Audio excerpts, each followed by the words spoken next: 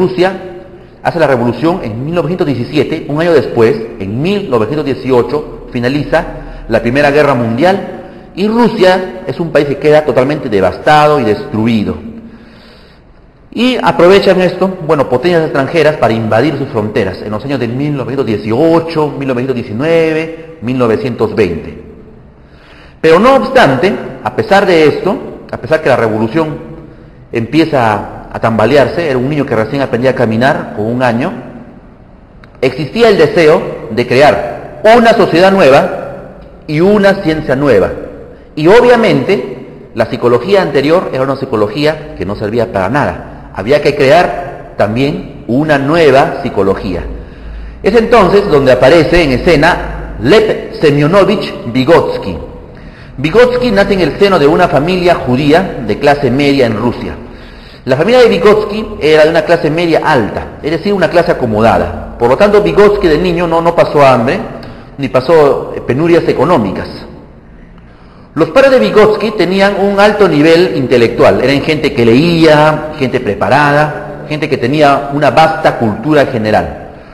Por ejemplo, los padres de Vygotsky tenían una gran biblioteca de miles y miles de ejemplares.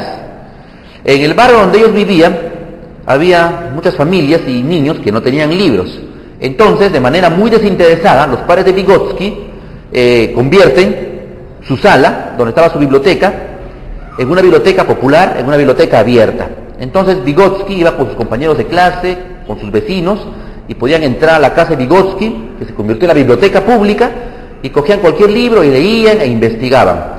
Y los padres de Vygotsky ayudaban en sus tareas a su hijo y a todos los chicos del barrio. Bien, eran de clase acomodada y obviamente tenían tiempo y también gran cultura general.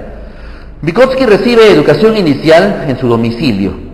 Él recibía clases particulares y para eso buscaron al profesor más talentoso de la época. Era el profesor que cobraba más caro, pero que tenía un método excelente.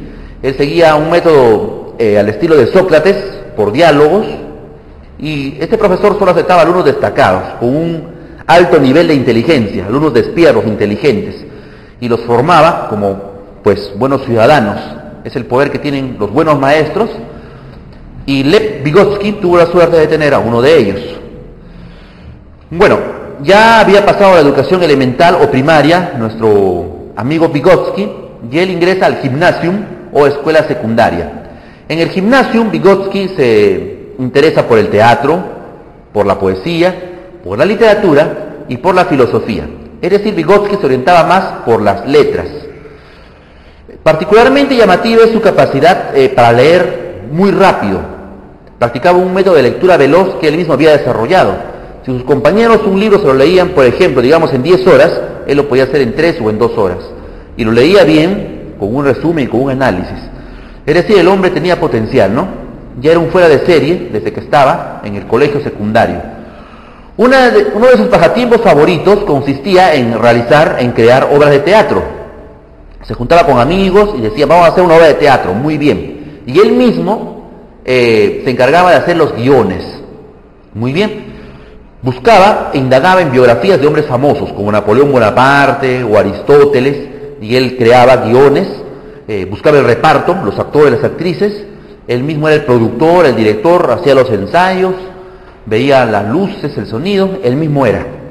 Entonces, un hombre interesante, porque esto lo hacía cuando tenía 14 o 15 años. Y precisamente a esa edad le llaman el pequeño profesor. Sus compañeros no lo consideraban como un compañero, sino como un profesor más, a pesar de su corta edad. Bien, entonces nuestro amigo Vygotsky es conocido como el pequeño profesor. También es muy digno de resaltar su gran capacidad de memoria. Lev Vygotsky tenía una memoria extraordinaria. Él pedía a sus compañeros de clase que escribieran palabras en la pizarra. A la hora del recreo, en los ratos libres, sus compañeros escribían 20, 30, 40 palabras. Por ejemplo, 40 o 30 nombres de animales. Él leía los nombres solamente en 10 segundos y luego él decía, borra en la pizarra. Borraba en la pizarra y él repetía los nombres de los 30 o 40 animales, en orden, sin equivocarse. Es decir, una memoria prodigiosa. Y como si fuera poco, Lev Vygotsky era políglota, o sea, dominaba muchos idiomas. Dominaba el alemán, ruso, hebreo, francés, inglés, latín, griego, esperanto, etcétera, etcétera. Por lo tanto, este señor dominaba muchas lenguas, tenía muchos libros en su casa, en alemán, en ruso, en hebreo, y él se leía todos los libros en todos los idiomas. En aquellos tiempos, volvemos a repetir, gobernaba el zar, que era un rey tirano, despótico. Muy bien, el zar había dado una disposición. En las universidades de Rusia solamente ingresaría un 3% de judíos. Los judíos históricamente han sido una raza vapuleada, echada, tirada a menos. Entonces solamente de todos los postulantes, de cada 100 personas que ingresaban a una universidad de Rusia, solamente 3 podían ser judíos. Y como muchos judíos querían postular, en ese tiempo, el Ministerio de Educación del zar, el Ministerio de Instrucción Pública, realizaba un sorteo entre los jóvenes judíos para su ingreso a la universidad. Nuestro amigo Vygotsky tuvo suerte, pasa el sorteo y logra ingresar a la Universidad Imperial de Moscú. Esto es digno de resaltar porque él, por su origen étnico, se le pusieron trabas para que ingrese a la universidad. No obstante, ingresó y obviamente, si destacó en secundaria, también tenía que destacar en la universidad. Él empieza a estudiar medicina, pero luego de unos cuantos ciclos deja la carrera de medicina por la carrera de derecho. Se interesa más por las leyes, ya que él era un hombre de letras, un hombre de ciencias sociales. En 1914 existía además una universidad paralela.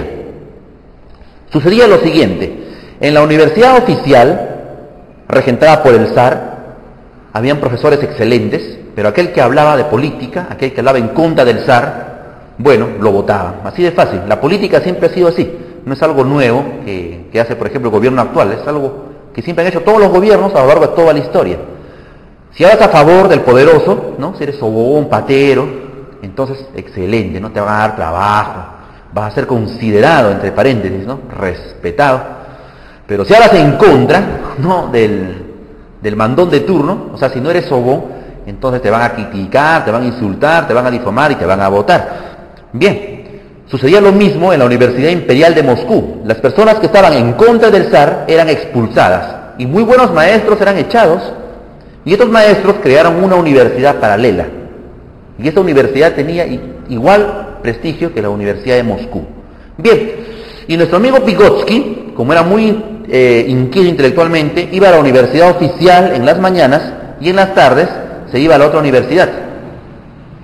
En la Universidad de Moscú, en las mañanas, estudió medicina y también derecho. Y en la otra universidad, en la Universidad de los Profesores Rebeldes, en las tardes, estudió historia, filosofía y psicología. Entonces, Vygotsky todo su tiempo se lo dedicó al estudio y al estudio de las letras.